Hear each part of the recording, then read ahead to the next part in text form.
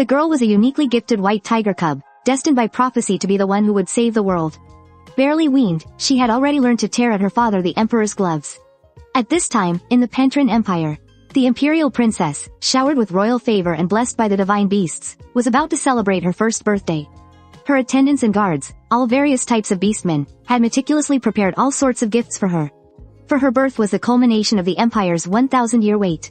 1,000 years ago, the birth of the dark beast shattered the peaceful and harmonious life between humans and beastmen. The allied army of humans and beastmen was easily slaughtered. Just as everyone was falling into despair, the white tiger divine beast, Anash, suddenly appeared. After an earth-shattering battle, it ultimately sacrificed its life to perish along with the dark beast. The long war finally came to a close. However, because of the dark beast's appearance, humanity's distrust of the beastmen grew. And on the remote western continent, they formed what is now the human empire of Lilberg, led by mages. And on the other side, the Pentrin Empire, led by beastmen.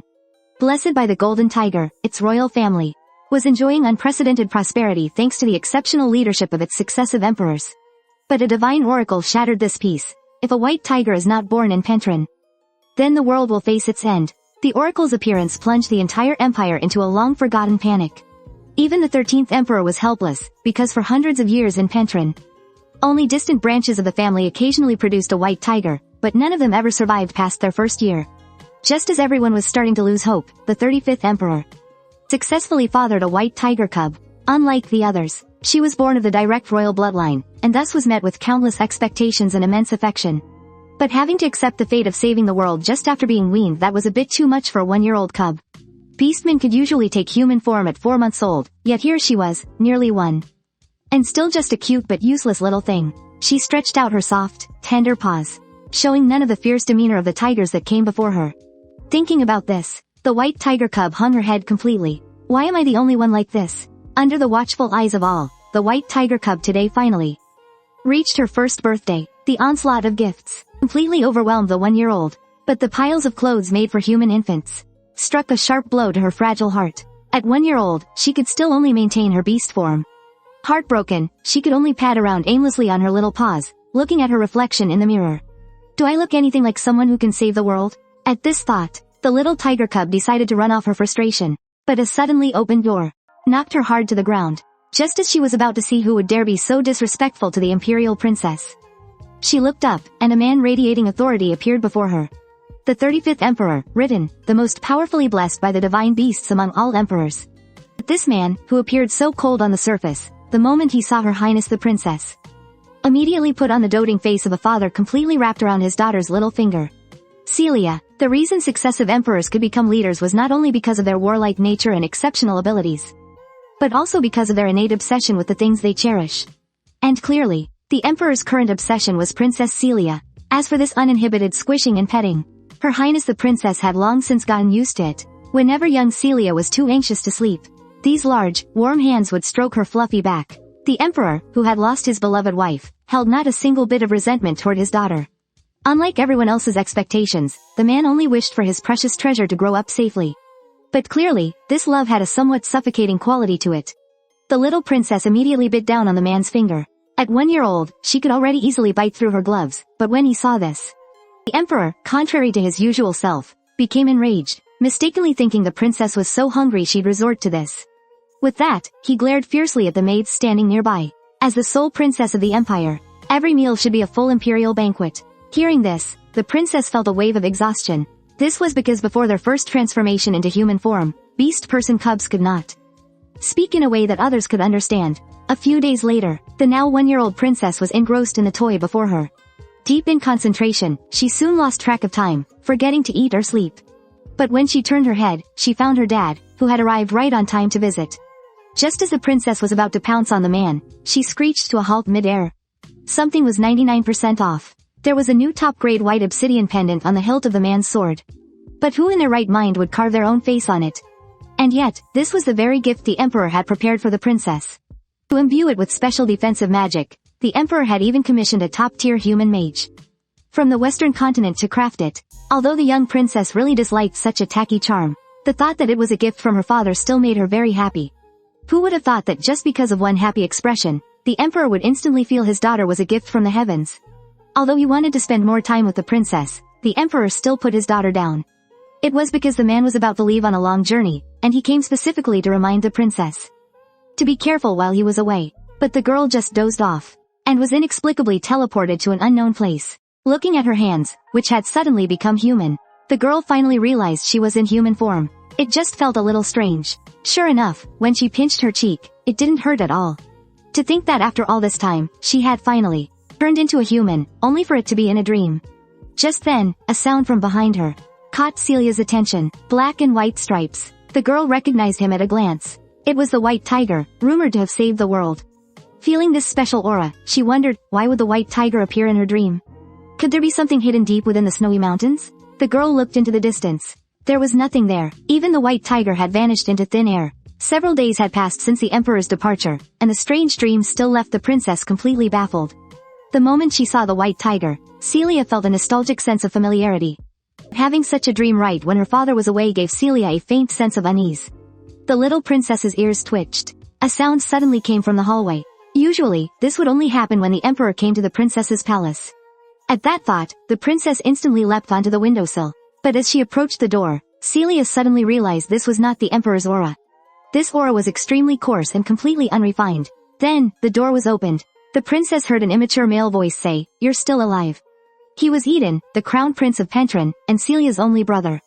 At only 12 years old, he had already entered the battlefield with his outstanding swordsmanship and magic. As someone who also possessed the pure royal bloodline, he had a uniquely volatile personality. So much so that the maids would always remind Celia to be extremely careful of her only brother. This was because he blamed the princess's birth for the empress's death. Looking at Celia, who still couldn't transform into her human form, the crown prince mocked her freely, not even bothering to hide the killing intent in his eyes. For a moment, the very air became suffocating. A maid tried to deliberately change the subject. But the crown prince's intention was crystal clear. He had been away on a mission and missed his mother's death and his sister's birth, which filled his heart with rage. As he said that, magic began to surge from under his feet. He couldn't wait. He wanted to verify if Celia was the child of prophecy. Just in the nick of time. Even though the maid shielded Celia with her own body from the fire magic, the scorching air still made it hard for Celia to breathe. The room was filled with violent fire magic. In order to protect Celia, everyone was seriously injured in an instant. In contrast, Crown Prince Eden looked as casual as if he were toying with his prey. This sight completely enraged Celia. In a matter of seconds, the room, once engulfed in flames, was transformed into a world of ice and snow. Her will to protect finally allowed Celia to unleash her own power. The magic cast by the 12-year-old Crown Prince was completely overpowered by a baby white tiger who had just turned 1. Celia's body was tense. Even her normally fluffy tail was completely bristled. Her astonishing ice magic had at that moment fulfilled the oracle's prophecy. Eden, too, was stunned by the magic before his eyes. Sheathing his longsword, he slowly approached. Seeing this, all Celia could do was let out a primal tiger's roar. Eden, however, slowly knelt down. He explained that everything he had just done was to help his little sister awaken her magic. He promised it would never happen again. This completely bewildered Celia. Although she couldn't sense the killing intent from before, she still tilted her head and looked at him with suspicion. But Eden's hand seemed to have a mind of its own, reaching out to stroke Celia's fluffy head. His voice turned melancholic as he said that Celia, having never met their mother, had suffered a fate more pitiful than his. Celia thought that perhaps Eden had been so cold because he thought the child their mother died to give birth to had no powers. Celia secretly decided to give him a chance, but then she remembered to protest. His actions that nearly got her maid, Sophie, seriously hurt. Hearing this, Eden laughed even louder. He explained that Sophie was their mother's own little sister. How could he be so reckless as to hurt her? But this huge revelation just left Celia confused. Then it suddenly dawned on her that based on their family tree, she was supposed to call Sophie, Auntie. The next moment, having exhausted her body by using magic for the first time, Celia passed out. Looking at the only trace of his mother left in his arms, Eden suddenly thought that maybe she was a gift his mother had prepared for him. A lovely gift. He hadn't meant for his magic to go out of control earlier. But when he realized it could help his sister awaken her powers, he just went with the flow. But now, Eden was more worried that his drastic actions would make his little sister despise him. Meanwhile, Celia had entered the dreamscape once again. Having used her magic, she found that the white tiger from before had an aura that was surprisingly similar to her own. Just as she was thinking about this, a figure appeared in her line of sight. She was about to go over and say hello, when she noticed the boy looked as if he'd been crying his heart out. Seeing this, Celia immediately decided to comfort him. She didn't know why he was crying, but Celia offered him a flower to cheer him up. But the moment they touched, a horrifying aura suddenly appeared. The boy immediately pulled Celia behind him. From within a rift, a pair of crimson eyes glowed like the legendary divine beast of destruction. The next moment, a massive, distorted black figure appeared before them. But Celia suddenly found she couldn't move her body at all. Her instincts told her, this was a being she was destined to face. The boy looked like he was at his limit. He screamed for Celia to run. As much as she wanted to help, Celia's body remained frozen, watching the boy charge forward without a second thought. Celia's intuition told her that if she was attacked by the monster, she might never wake up again. This only strengthened Celia's resolve to escape with the boy. But just then, the rock beneath them began to loosen. Celia desperately reached out, but couldn't grab onto anything. Faintly, she heard his words, "I'll come for you soon." Opening her eyes again, Celia looked at her familiar surroundings. The dream she just had was as vivid as reality, especially that black snake. Just thinking about it sent a bone-chilling cold through her. Why would she have a dream like that? Could she really be the child from the oracle's prophecy? As she was thinking, Sophie's voice nearby seemed a bit anxious, and the boy's warning echoed in her mind again. Those words made the princess even more nervous. Was a black snake really coming for her? Fortunately, the door opened just in time, interrupting the little princess's wild thoughts. Seeing her father's face, which she hadn't seen in a while, seemed to make all her unhappiness vanish into thin air. She thought her awakening would earn her father's praise, but unexpectedly, the man was unusually silent. He couldn't bring himself to say any words of praise. In a secret meeting a few hours earlier, ever since an ash completely defeated the god of the night, its soul had shattered into countless fragments and scattered across the land. And upon these fragments, trees known as the sandalwoods of Anash began to grow. It was said that the soul of Anash was sustained through the life of these trees.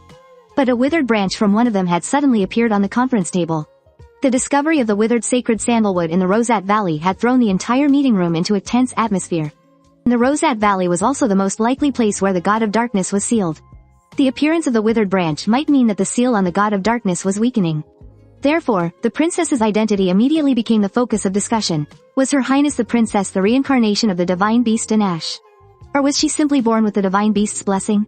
These two theories immediately sparked a heated debate among the ministers. But as their discussion deepened, His Majesty the Emperor became unusually furious. He would never allow anyone to treat his daughter as a tool of war. For this reason, Crown Prince Eden decided to lead an elite army to investigate. And the withering of the sacred sandalwood also led the emperor to make a decision that hadn't been made in 1,000 years. Facing a crisis that could destroy the continent, he decided to cooperate with the human Lilberg Empire. Although the trust between beastmen and humans had fallen apart 1,000 years ago, as the sole leader of the Beastman Empire, he still keenly sensed that perhaps the current Lilberg was about to be attacked by the god of darkness. This was because the leader of the human empire had been killed a few years ago.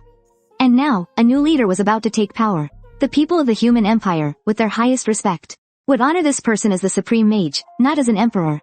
Which meant, the new leader was not a citizen of the empire but a third-party power. Coinciding with the withering of the sacred sandalwood, the lack of intelligence made it impossible to know if the human empire's new leader was even human. And Emperor Litane was determined that, no matter what, the Beastman Empire must initiate formal diplomatic relations with them. He wanted to personally meet this newly appointed supreme mage. To this end, no matter the cost, Litane was willing to make concessions, simply because the future would be his daughter Celia's battlefield. He couldn't let Celia be utterly defeated on the battlefield. At that moment, Litane gently held his daughter in his arms. He couldn't bear to imagine anything happening to Celia. After a moment of silence, he still instructed Celia to train hard now that she had awakened her magical powers. After experiencing that strange dream, Celia also understood the meaning behind her father's words. The thought of that great snake left Celia deeply conflicted, and the princess's face showed her discomfort. This immediately made Litane worry. If you're cold, we'll go back to the room. Those familiar, warm words made Celia understand everything in an instant. This was the destiny she was fated to face. Her loving family would also need her protection in the future. The next day, the crown prince was carefully teaching the princess how to use her magic. Unable to speak, Celia relied on their blood bond, allowing Eden to easily understand her.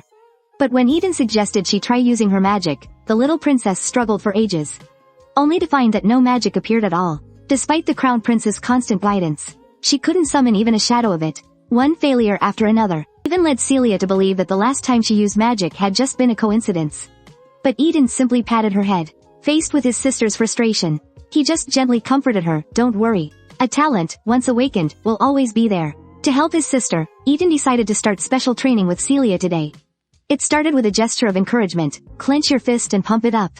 A few days later at the princess's palace, little Celia could barely walk after days of special training. Even training until midnight every day showed no improvement, which made everyone worried sick.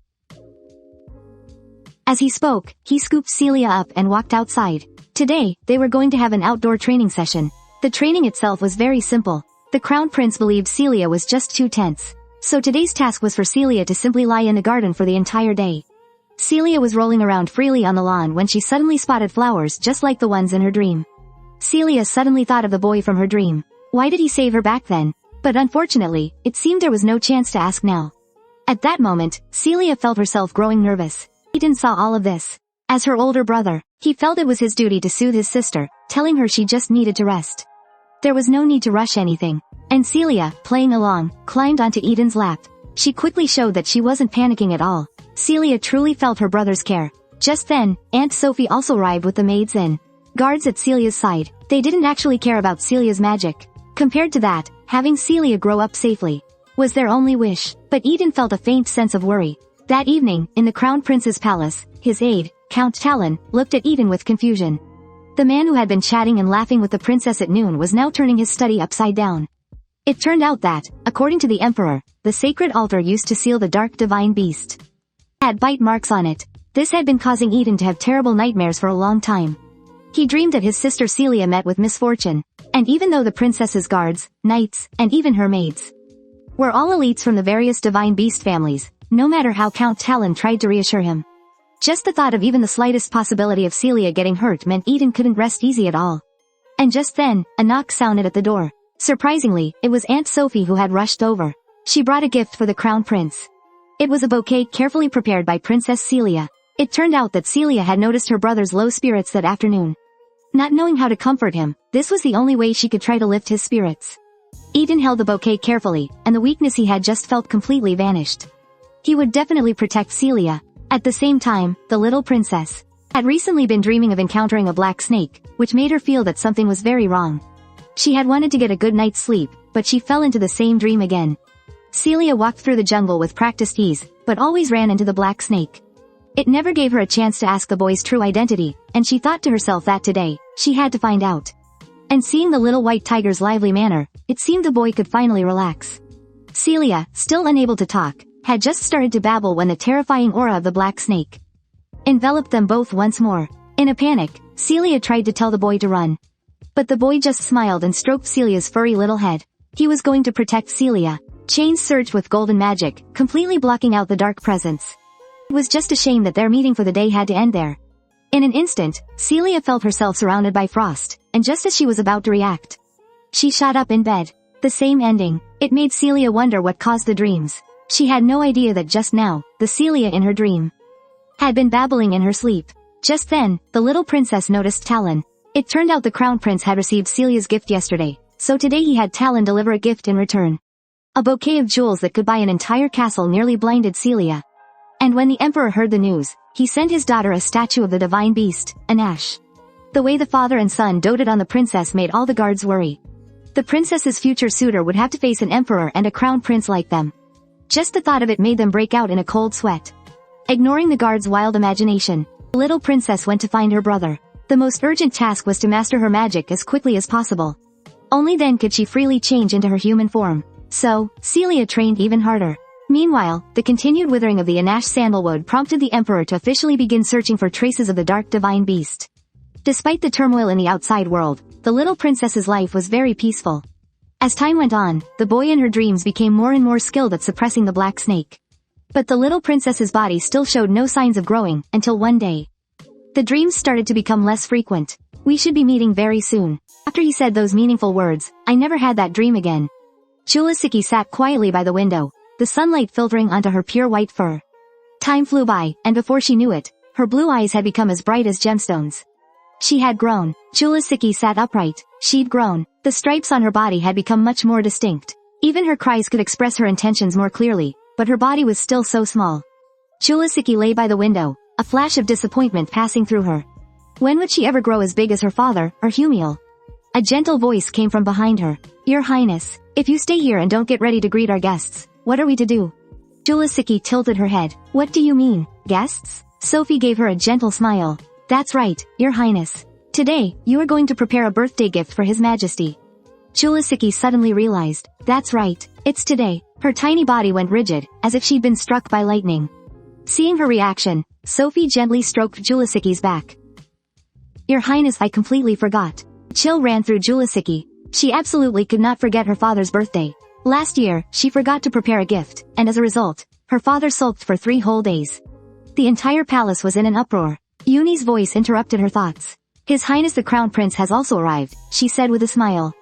He's already here? I'll get ready right away. To avoid repeating her past mistakes, she had planned to prepare a gift with Humir. I wonder what Humir prepared. He doesn't need to keep it a secret from me. Julicia trotted through the hallway. She heard people's voices. We welcome His Highness the Crown Prince. Humir is already here. Julicia quickened her pace. Inside the room, Humir and Sophie were sitting on the floor. A giant sheet of white paper was spread out in front of them. Paints and a bucket of water were placed beside them.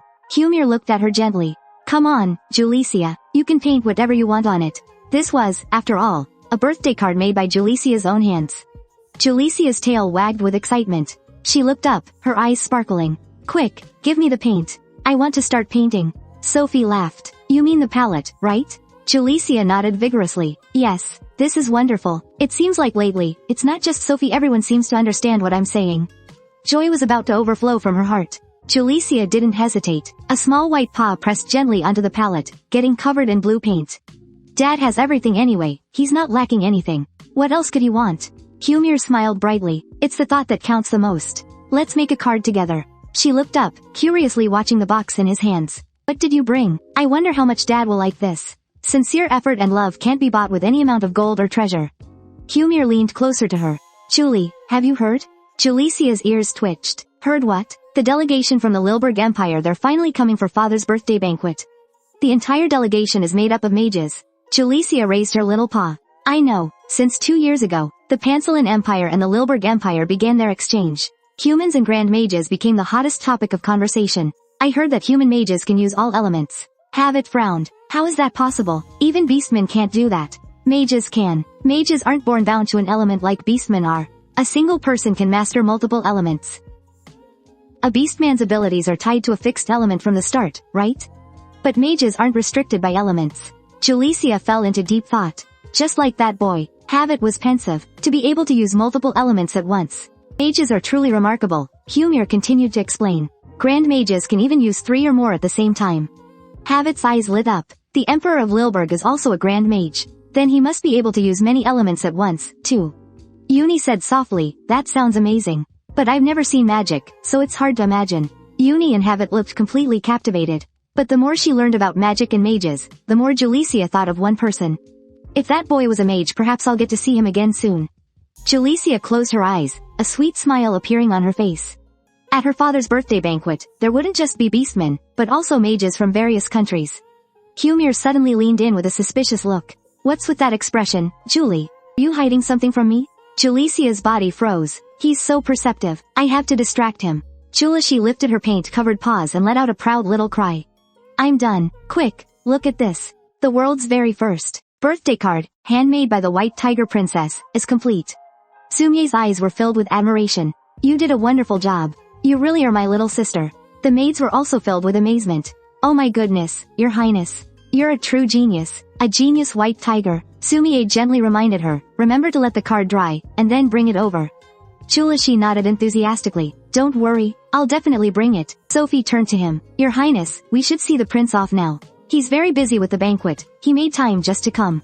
He looked at Julicia. It was Julicia's request. Of course I had to come. Hey Julicia, make a card for me too, okay? Sumie turned and left, leaving the guards behind looking jealous. I want a handmade birthday card from Her Highness the Princess, too. Julicia agreed without a moment's hesitation. Of course you can. Sophie looked down at her paint-covered paws. Your Highness, let's go get you cleaned up. A few days later, in the Pentrin Empire. On the day of Emperor Lishan's birthday banquet, the entire palace was magnificent and splendid. The servants bustled about. Are the gifts for the delegation all prepared? Yes. Bring the decorations over here. Taran shouted anxiously. Your Highness, where are you? Julicia looked down over the grand banquet hall. This is the first time I've seen so many people in the palace. The banquet's about to start, and the guests are gathering. Julicia looked around curiously. The delegation from Lilberg has arrived. Aren't they going to wait until the banquet starts to arrive? The thought that he might have come too makes me even more interested in this delegation. Julicia shook her head sharply. What am I thinking? This is just like I'm specifically waiting for him. Today is father's birthday. I have to focus on making him happy. This is also my chance to make up for last year's gift. Julicia strengthened her resolve. Suddenly, a voice cut through her thoughts. Your Highness. A maid's voice called out. Your Highness, which one do you like? Julicia jumped down from the windowsill. I'm coming. Just a second. Two maids were standing there. One was holding a ruby-encrusted crown. One maid suggested, you'll definitely like this blue one. The sapphire is just like your eyes. The other maid countered, the red one suits you better. It will make you stand out more. They're both so beautiful, I'll just pick one. Julicia turned her head, already starting to feel tired. Once I can change into my human form, they're going to fuss over me even more. Watching the maids argue endlessly, Julicia decided it was time to quietly slip away. They'll definitely try to make me wear all sorts of things. 1 hour later, Emperor Lishan's birthday banquet was about to begin. Julicia sat on a chair, wearing an exquisite crown. I'm already so tired of these accessories, especially the one Sumie gave me. Sumie had said with a smile, you and father will have a matching set.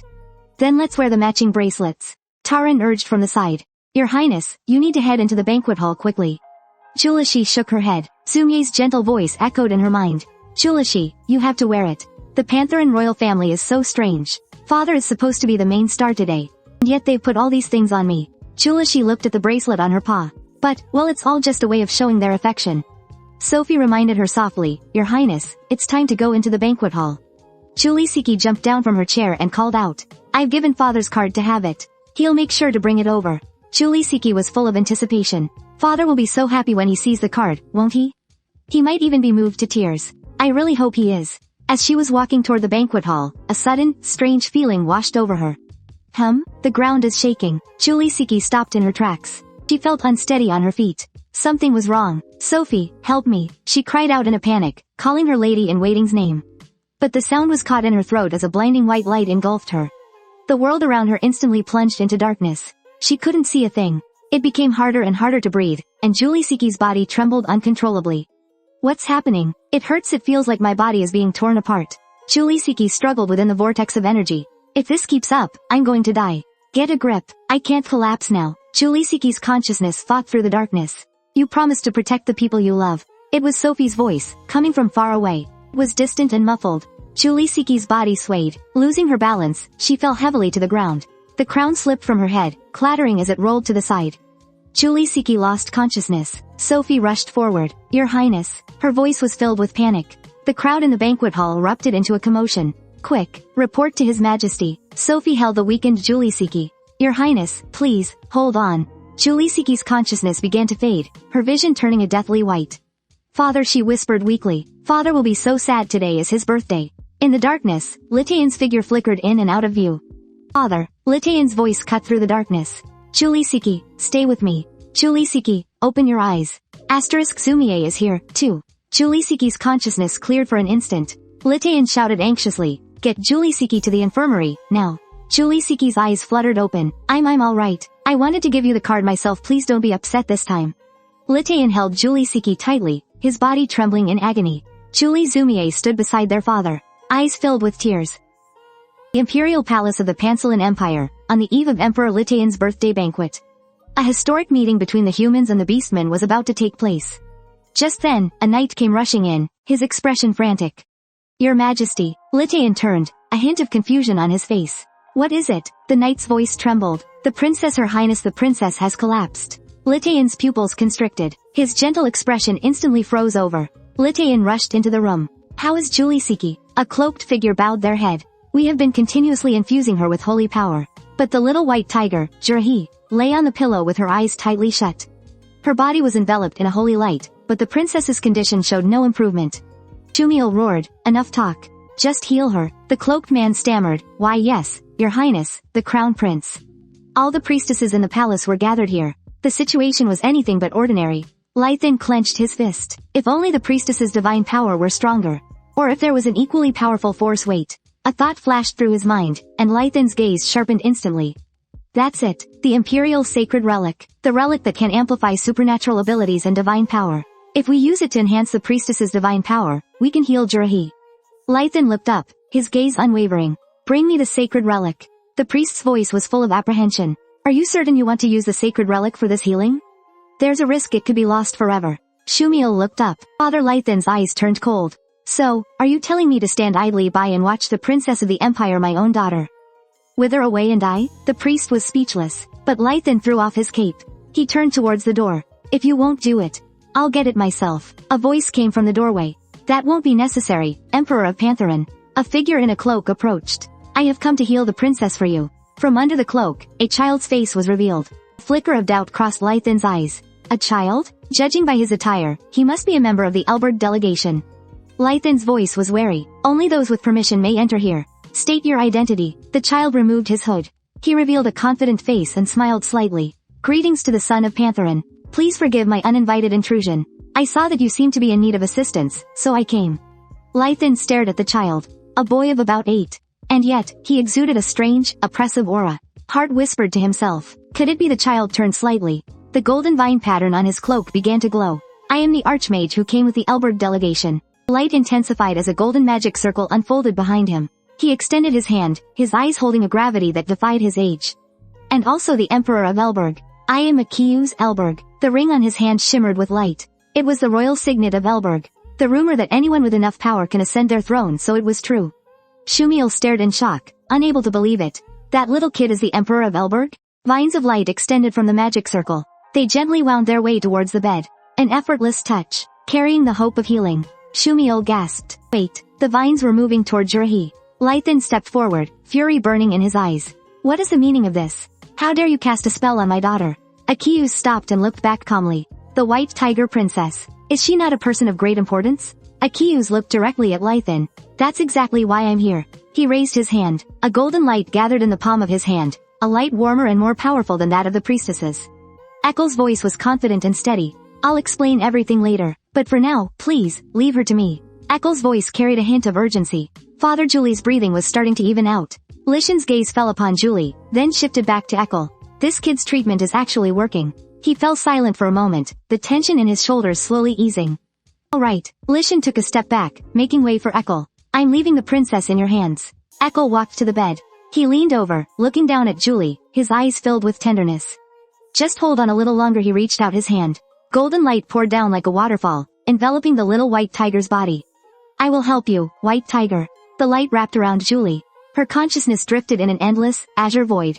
She opened her eyes to find she was human again, standing barefoot in the snow, wearing only a thin, white nightgown. Where am I? I collapsed on my way to father's birthday banquet. Have I always been like this? Footsteps echoed from the darkness. A massive white paw stepped into the light, snowflakes seeming to bloom around it. It carried a gentle majesty. She reached out her hand, and gently touched the warm fur.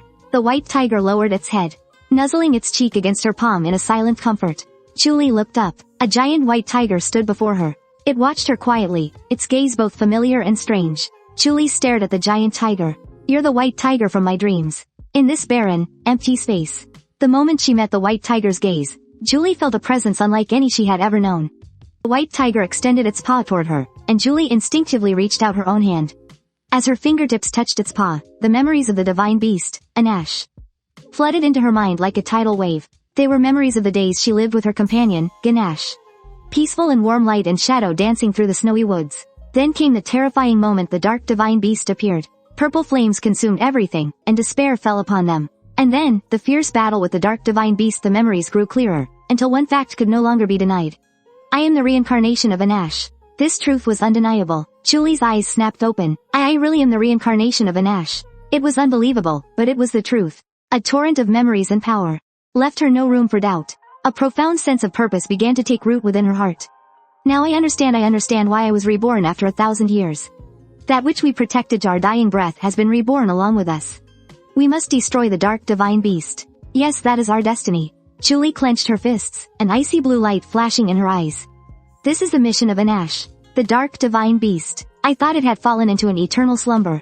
If that creature is still alive, it means it has followers helping it revive. Exactly, and luckily for us, it was also reincarnated. Not as a divine beast, but as a beastman. It will need a great deal of time to rebuild the body that was destroyed in the final battle. So, before it regains its full strength, you must first recover all the memories and power from your past life. If you don't, your body will not be able to withstand that immense, supernatural power. You will suffer. Just like today what? Julicia had a revelation. So this is why I've been sick. She looked up at the giant tiger.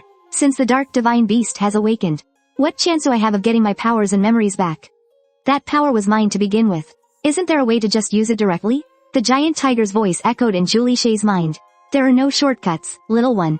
Now, go. Many people are waiting for you to come back. The giant tiger gently nudged Julicia's head with its nose. A warm power flowed into her. Julicia cried out urgently. Wait, at least tell me how to find my power and memories. That power and memory are scattered across this great land. You must first prepare a vessel that can contain them. The rest is up to you, to venture out on your own. And find them. Julicia was in disbelief. Just like that? What am I supposed to do? The giant tiger's voice grew distant. As time goes by you will understand. Julicia's figure vanished completely, leaving behind an unwilling scream echoing in the realm of consciousness. A voice echoed across the snowy plains. In this life, we must succeed in eliminating that demon. Little one. The little white tiger let out a soft whimper and woke up surrounded by softness. Where am I? Julicia's eyes slowly opened, her vision blurry. This doesn't look like my room, Julicia. Lighting hurried to the bedside. The worry on Zumie's face was unconcealed. He leaned down. Brother, have you been crying? Julicia looked up at him, her voice still a little weak. Lighting, his eyes red, averted his gaze. Feeling any better? Father seemed to be startled too. Julicia let out a soft call towards them. She jumped off the bed, landing lightly. I'm fine now. Look. The moment her little paw touched the ground, it cracked instantly. A blast of cold air surged out, and blue energy swirled like a storm. Snowflakes condensed in midair. Lighting and Zumie were stunned. The energy surrounded Julicia. What's happening? What? My power had activated on its own? Frost spread across the ground. Julicia floated in the center of the energy. Is it because I remembered my past life? Julicia. Zumie's voice was filled with anxiety. Julicia looked down at her little paws. I can't control it. My body won't obey me. Lighting quickly rushed forward. Lighting took another step. His feet stepped onto the frost. It's okay, Julie. He gently watched his daughter at the center of the energy. Papa will help you. Try to slowly control your power. Julicia whimpered in the air. Papa. She was enveloped by the cold blue air. Lighting's voice was firm, yet gentle. You only lost control because you were scared.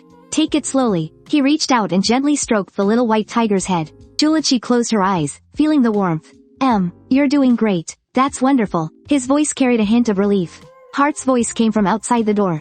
Your Majesty, Your Highness, are you all right? Zumie's eyes were filled with relief. She can finally use her power. For her power to be this strong, she must have suffered so much. Lighting held the little white tiger, who had quieted down in his arms. It seems your body has been in pain all this time, preparing to accept this power. This means I can finally use my powers freely. Yes. Now, I will reclaim my lost powers and memories, the power strong enough to vanquish the dark divine beast. Julicia looked into the distance. That child is. Julicia slid down from Lighting's arms. Havit frantically reached out. Your Highness, you still need to rest. Julicia's heart fluttered with excitement. I've been waiting, he really came to see me. She ran towards Egil. I thought he was just saying that the birthday banquet for my father, which was cancelled because I fainted, was rescheduled for a week later. The banquet was even grander than I had imagined. It was held in the magnificent palace. I knew I had to attend Dad's birthday party, but Julicia wore a small crown on her head. But just thinking about that day makes me so shy I don't want to go anywhere. She looked up at Egil. So you're part of the envoy delegation too? I had a feeling I knew it. Lighting's gaze turned icy cold. Why is Princess Julicia so familiar with you, Your Majesty? So you're an emperor. No wonder you're so incredible at such a young age. Egil gently picked up the little white tiger. It seems the princess was raised with a lot of love. Julicia froze for a second. Egil's smile was gentle and bright. That must be why she's not hesitant to approach a stranger. A stranger? Lighting wore a placid smile. You seem to know her well. Her Highness the Princess is very gentle enough. Julicia, come here. Lighting reached out and took the little white tiger into his embrace. I hope you can forgive her rudeness just now. What's going on? Julicia's mind went completely blank. Could it be he doesn't recognize me? Julicia stiffened in Lighting's arms, her eyes wide with bewilderment. That look on his face, that tone in his voice, he really doesn't know who I am. Julicia lowered her head. That's right, I only met him in a dream. But I just assumed he was real. Julicia. Humiel ran over to her. I came to get you. You promised you'd make your entrance with me today. He hugged Julicia. He nuzzled his cheek against her fluffy head. Oh, that's right. Julicia remembered. Why do you seem so listless? Are you sick? Maybe we should go back? Julicia shook her head. This is Dad's birthday party. I can't be all gloomy. I'm not sick. I'm perfectly fine. Greeting him so warmly just now was so embarrassing. But what's done is done. All I can do now is put on a brave face and get through this. Julicia's cheeks burned, presenting the little guardian spirit of the Pentrin Empire. Our little angel, please enter. The master of ceremonies' voice was formal and resonant. Applause rose up as the great doors to the banquet hall slowly swung open. The lights were dazzling. Egil held Julicia in his arms. He whispered, "It's the first time you've seen this many people, isn't it?" Julicia looked around. Everything felt so new and fascinating. "Yes, this is all a first for me." Lighting held up a card to the crowd. "This is from my daughter."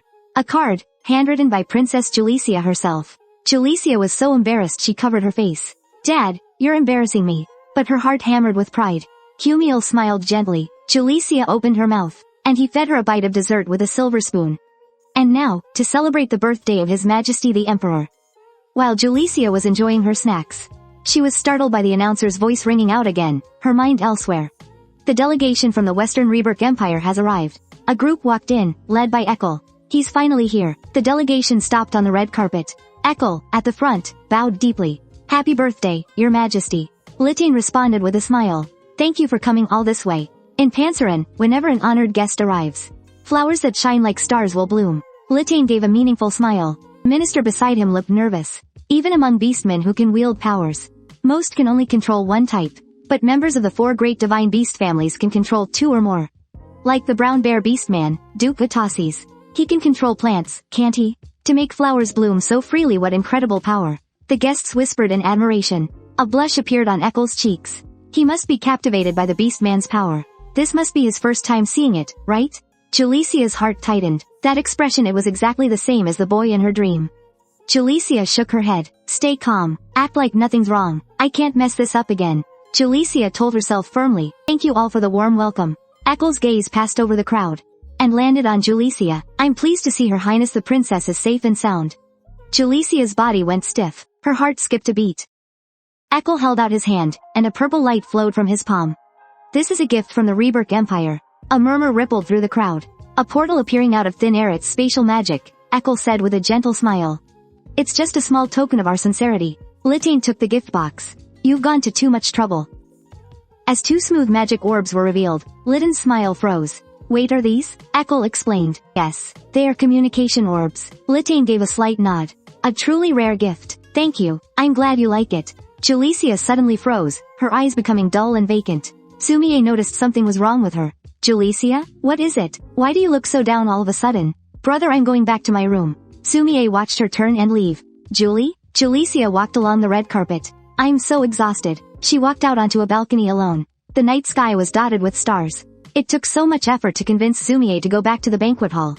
This was supposed to be a happy day, but every time I see that emperor, those memories come flooding back. Julicia's cheeks flushed red. The bow on her tail twitched and tightened. She let out a small whimper. Julicia covered her face with her claws. "Why on earth did I do that?" She slapped the railing with her tail in frustration. "I wish I could turn back time." In the darkness of the night, Julicia looked exceptionally small. A huge black bird landed on the balcony railing.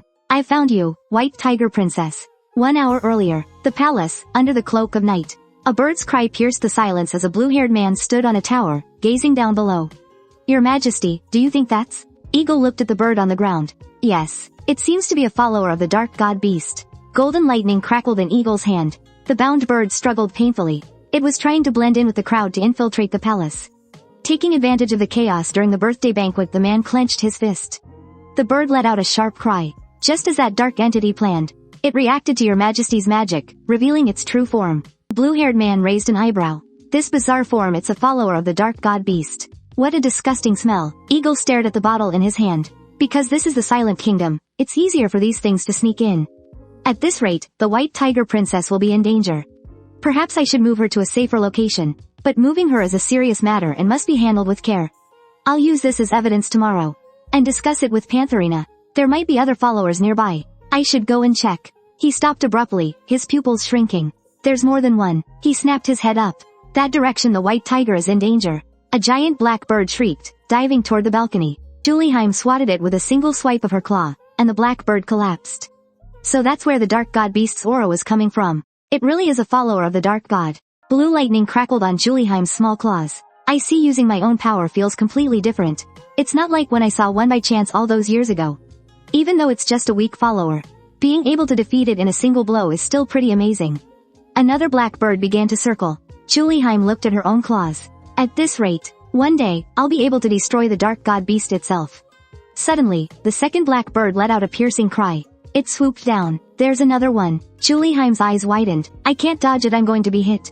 Golden hand appeared, grabbing Juliheim and pulling her away. Juliheim froze. The golden light shimmered, and a gentle voice spoke up. Your Highness, are you alright? Juliheim looked up at him. It really is you, the man from my dreams. Juliheim waved her paws excitedly. You know me, right? We've met. This isn't just my imagination. Egil offered a gentle smile. I'm just glad to see you are unharmed, Your Highness. Juliheim paused for a second. She cried out, a little angrily, Hey, don't pretend you don't know me. You must have been frightened, princess. He said with a gentle smile, as if he hadn't heard her protest. Juliheim glared at him, her cheeks puffed out. Are you really going to keep pretending you don't know me? His gaze turned icy in an instant. That's enough, White Tiger. Get inside now. His tone left no room for argument. Stay in your room for the time being. White Tiger? Juliheim was completely stunned. He called her White Tiger, not princess. Her small face turned bright red. I knew it was him, but why is he pretending he doesn't know me? Juliheim was lost in confusion. He vanished in the blink of an eye. The Emperor of Lilberg, it has to be him. Juliheim sat down on the floor. His tail hung limply. Why is he pretending he doesn't know me? Is there some secret I don't know about? A dark figure lurked under the balcony. It's been so long, Anash. You have no idea how much I've missed you. HMPH. It seems that rat from Lilberg has caught my scent. Golden lightning crackled as a warning. Looks like we'll have to wait until next time. He's gone. Golden lightning flashed behind him. I clearly felt his presence. But it vanished without a trace. He looked toward the distant palace. The dark divine beast is near the princess's palace. Now that the White Tiger has awakened her powers, dangers will come one after another. There's only one way to protect her. The blue-haired man rushed over.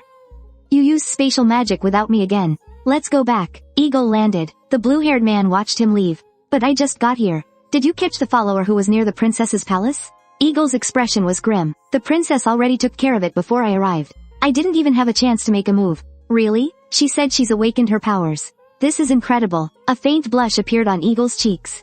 It's true. He recalled the scene from just moments ago. She's both cute and powerful. When she was in danger, I instinctively used my key. She seems convinced that I'm the person from her dreams. What should I do? He gazed at Julicia's figure in the night. She's been waiting for me this whole time. I'm so sorry, but I can't tell her the truth yet. Egil clenched his fists. Not until I've captured that dark divine beast. Next time, no matter what, I will. The next day at noon, the Pentrin Empire and the Lilberg Empire held their first secret meeting. Lithin sat at one end of the long table, his expression grave.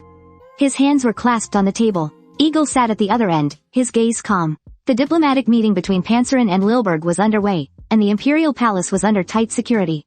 Julicia sat on the edge of the balcony, looking down at the scene below. The first meeting between the two great races after an ancient conflict. They said all the key figures from both sides would be present. Even my brother, the crown prince, is attending. This must be a very important event. Julicia's gaze fell on Habit. He was standing quietly by the door. The atmosphere has become tense because of it. Everyone is doing their part to maintain peace between the empires. I can't just sit here and do nothing either. Julicia leapt off the balcony. Let's go train, Habit. Habit was stunned. He hesitated, taking a small step back. Even if you are so eager, I'm not sure if it's appropriate for me to spar with you, Your Highness. Of course, I would hold back, but what if I accidentally hurt you? Julicia circled Habit's legs, letting out a playful growl. Julicia raised a paw, and blue divine power began to gather. It seems you still underestimate my power. Hurt you? Julicia thrust her paw forward, and a ball of energy shot straight toward Habit. You should be more worried about how you're going to take this. Take this, Habit. Habit's face went pale. Your Highness. Inside the meeting, Lithin sat at one end of the long table. First of all, I sincerely thank you all for traveling so far to attend this meeting, Egil responded calmly. If the dark beast truly begins to stir, then no one will be safe. It is only natural that we came. Think nothing of it, Rithine said with a slight nod. You are right. Now is the time for our nations to unite. I mentioned this briefly in my letter, but... Duke Ataxix, are you ready? The Duke's expression was grave. Yes, Your Majesty. He took a cloth pouch from within his robes. A prophecy has been passed down through the Pancellin royal family. To stop the dark beast, a white tiger must be born. The Duke untied the pouch, and a charred branch fell onto the table. Egil's pupils contracted. This is why the emperors of every generation have done everything in their power to protect the white trees of Anash. These charred branches they are from the white trees of Anash, are they not? Rithine's gaze sharpened. That's right. These white trees, considered the embodiment of Anash, ever since the White Tiger Princess, Julicia, was born. They have been withering and turning black. On a sunny hill, Havit held Julicia in his hands. The little white tiger was surrounded by a faint blue divine power. He was smiling. Haha, but you still can't beat me, Wei moan. Lilberg's adjutant, Erna, brought the focus back. Withered and turned black. It's as if the dark beast is devouring the remains of an ash. The attendees murmured amongst themselves. Erna continued, then its ultimate target must be the white tiger princess. But her highness, she's the child of prophecy. She should be fine, right? I believe in her, Egil interrupted him. Erna, Noah, watch your words. Noah's eyes were cold as he leaned back slowly in his chair, his voice low and full of pressure. Have you forgotten the purpose of this meeting? It is to find a way to fight the dark beast. Such a flippant attitude is an embarrassment even to me. Erna and his attendant lowered their heads. We spoke out of turn, your majesty. Rithine glanced at Egil. To command his court at such a young age, truly remarkable. Just as you said, Julicia is indeed the child of the oracle. We even suspect she may be the reincarnation of an ash. Rithine's gaze grew deep, but at the same time, she is also a fragile beast person. She is too weak to face the dark beast alone. Therefore, Pansellin wishes to form a military alliance with Lilberg, to prepare for the dark beast's return. Egil listened quietly. A glint appeared in his eyes. Egil turned to Rithine. I assume the Pansellin Empire is not very familiar with magic. I will now explain the nature of magic itself. Rithine nodded slightly. Thank you for your consideration. The adjutant began his explanation. After the great cataclysm 1,000 years ago, the descendants who moved to the land without divine beasts were no longer born with divine power, but with magical power. The total amount of magical power a person can wield is their mana. These powers, collectively, are known as magic. Most importantly, the aptitude for magic is innate. His hand clenched in the air, as if grasping an invisible force. Therefore, to become an outstanding archmage, one needs not only great magical potential, but also discipline and perseverance. And among the archmages who meet all these conditions, there are a very select few who are chosen to become the stars, who advise His Majesty. Like myself, are Noah and Kantek beside me, and beneath them is the sky surrounded by these stars. A child with the aptitude for magic will also have their intellect greatly influenced by their innate magical power. Among these mages, there was a child born with extraordinary magical power. That child was the living proof of potential itself. Egil, the current emperor of Lilberg, was born with such immense magical power. Even all the stars, and even the former emperor, were in awe of Egil. Erna, that's enough, though he is still young. His Majesty's wisdom and character are already extraordinary. Egil sighed in resignation. Noah, that's enough. Talon cleared his throat. Since His Majesty is a genius, I imagine his memory must also be remarkable. Egil calmly replied, yes, that's right. However, it can sometimes be a burden. For instance, too many memories can overwhelm the mind, leading to collapse and madness. Sumye's eyes darkened, but the one who guided me in my childhood left a legacy that protects me from that fate. Therefore, this issue of mine will not hinder our alliance. Lidon's hands were clasped on the table. His gaze was gentle yet firm. May I ask who that person was? Egil's eyes grew sharp. His name was Tantitus Els Lilberg, the late former emperor of Lilberg, and my grandfather. In the summer I was born, an unprecedented downpour fell near the river of death, the Rosat River. Dark clouds gathered above the river, swirling without dissipating until the water overflowed. My grandfather was certain this was no natural disaster. He immediately thought of the dark divine beast. Could it be that the sealed dark divine beast was about to awaken? In place of the young emperor, my grandfather dispatched 10 stars to the Rosat River. After 3 days of fierce battle, they succeeded in sealing the resurrected dark divine beast within a crystal orb. However, while they stopped its resurrection, 5 of the stars, including my parents, were also sacrificed in the process. The Emperor of Lilberg knelt on the ground. He held the young Egil tightly. The Emperor of Lilberg's voice was low. I'm sorry, my child. The young Egil reached out his small hand and gently patted his grandfather's back. His grandfather's tears fell. He hugged the child in his arms tightly. You're comforting me? His grandfather's voice was hoarse. I may not be able to be your parents, but I will be the best grandfather and mentor you could ever have, Egil. That is my promise. My grandfather kept his promise. He became an adult I could rely on and trust. Thanks to him, I was spared from feeling the absence of my parents. As I grew, my grandfather constantly reminded me that the dark divine beast could rise again at any moment. He also tirelessly taught me about the divine beast Anash. My grandfather held my hand as we walked down the long corridor. The dark divine beast must be destroyed along with Pentrin. For that, the white tiger, Anash, is absolutely necessary. My peaceful life came to an abrupt end in the summer of my 5th year. The dark divine beast is constantly trying to emerge from that crystal. You must watch over it carefully at all times. My grandfather would use his magic to suppress the crystal orb every day. For some reason, on that day, I felt I could do it too. so I reached out to touch it.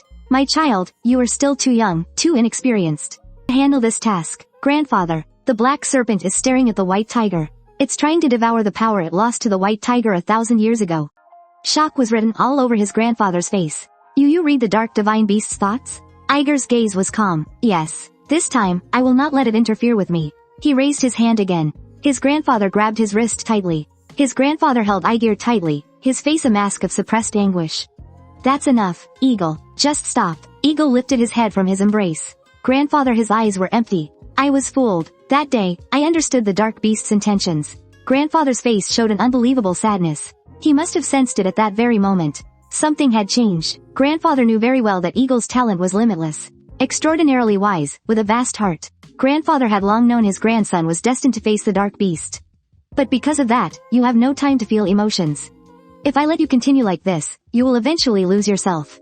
So, I must cast a spell on you. Grandfather knelt on one knee, cupping Egil's cheeks. What spell? A spell called love. Lighting's eyes widened slightly. It was as if some emotion he had never felt before was quietly starting to sprout.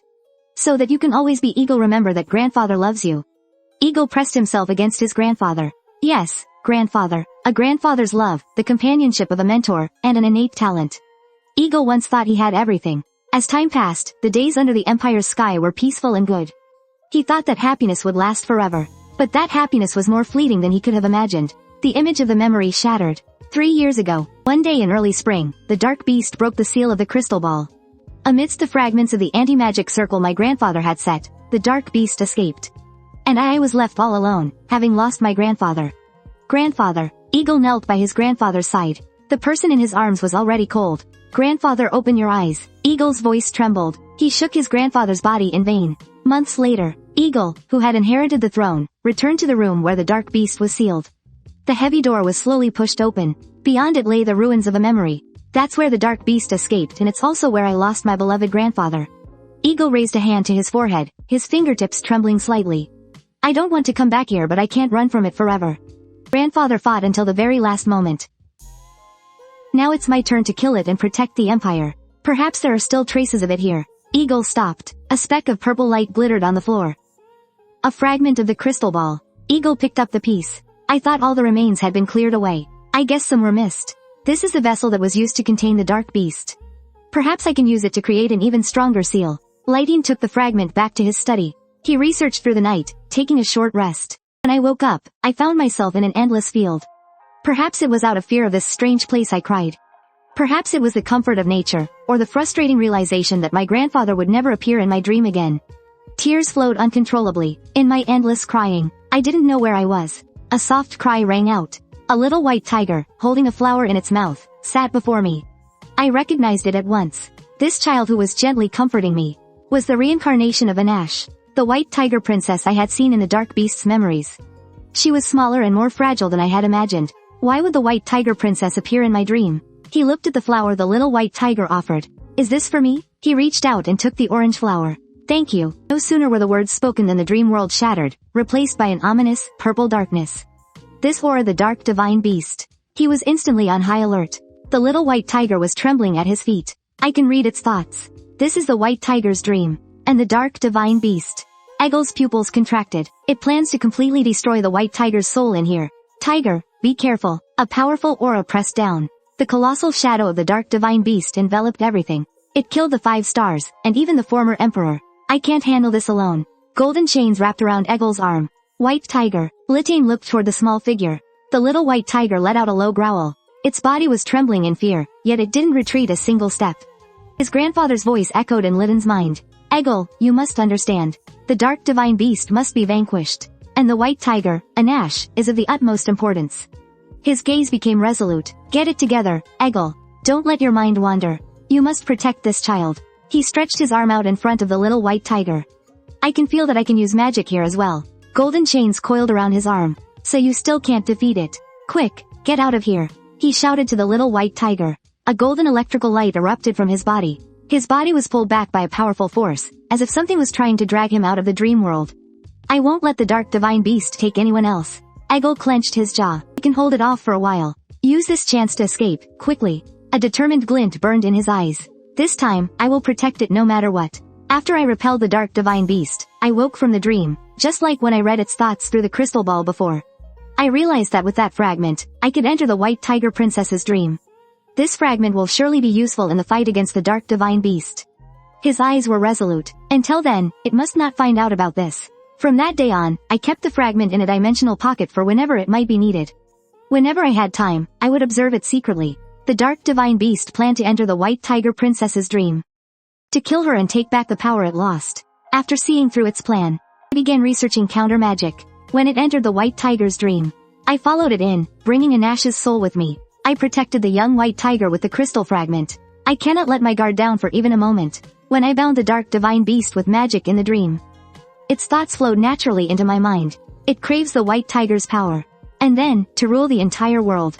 The dark divine beast. I will destroy you completely, grind you to dust. Therefore, we must do whatever it takes to crush its ambition. For that purpose, I have something to report. Very well, we'll have the envoy sent away. Thank you for arranging this meeting, Your Majesty. I wish to make a report. It's about the dark divine beast and the reincarnation of Anash. According to Lilberg's investigation, the soul of the dark divine beast perished along with Anash. Its body lay dormant within a black crystal in the Rosette River.